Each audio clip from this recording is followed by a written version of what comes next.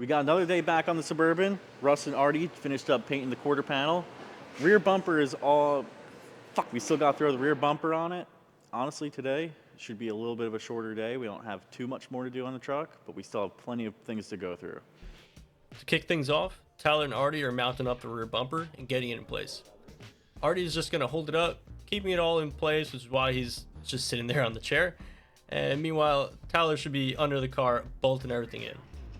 Once a few bolts are in, they can get each side locked down, as well as route the wiring for the rear light and the rear camera. Without a doubt, this painted bumper looks way better than it did before, and I think Artie agrees. The other thing we wanted to do before we brought the truck back home was test fit our wing mounts, but first, let's rewind and take a look at those originals.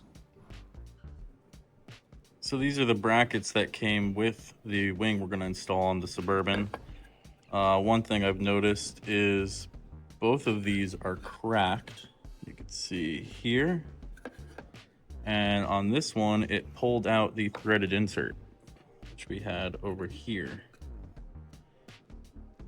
So in my opinion, I say we just start over and 3D print our own. You can see that they didn't even take off the tape adhesive correctly. They just kind of put it on without taking the tape off. So there was no adhesive holding that on.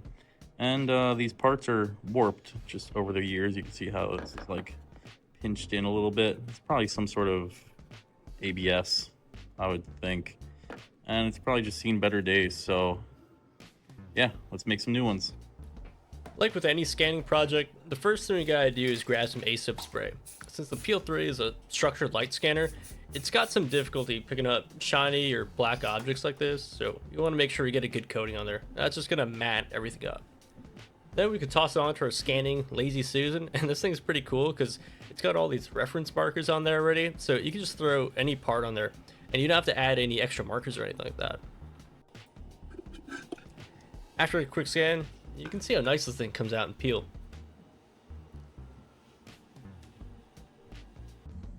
Once Tyler got done with some light reverse engineering, we printed up a copy of the originals and some PLA. So now Tyler is going to be fitting in the threaded inserts with the soldering iron, and once it gets hot enough, the inserts actually just get pushed down into the plastic and makes a super strong connection. Do that a couple more times and we got a complete set. Now the last thing we got to do is just install them on the wing here at the workbench. What we're looking for is to make sure that it all fits properly, it screws in as it should, and everything looks right. These are looking pretty good, so let's head on back to Russ's shop. Back with the truck, Tyler's drilling in some holes using a socket as a guide because you definitely don't want to drill into the interior of the truck, and that's for sure.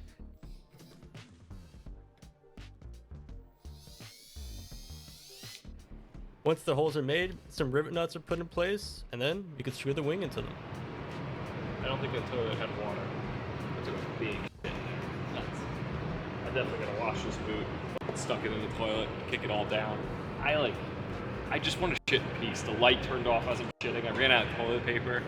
Nothing comes easy. But hey, just keep trying. That's all you can do. Like I said, once those rivet nuts are put in place, we can finally screw in the mounts that we made. And after that, put on the wing.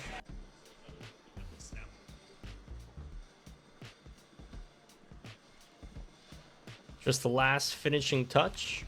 It's looking good.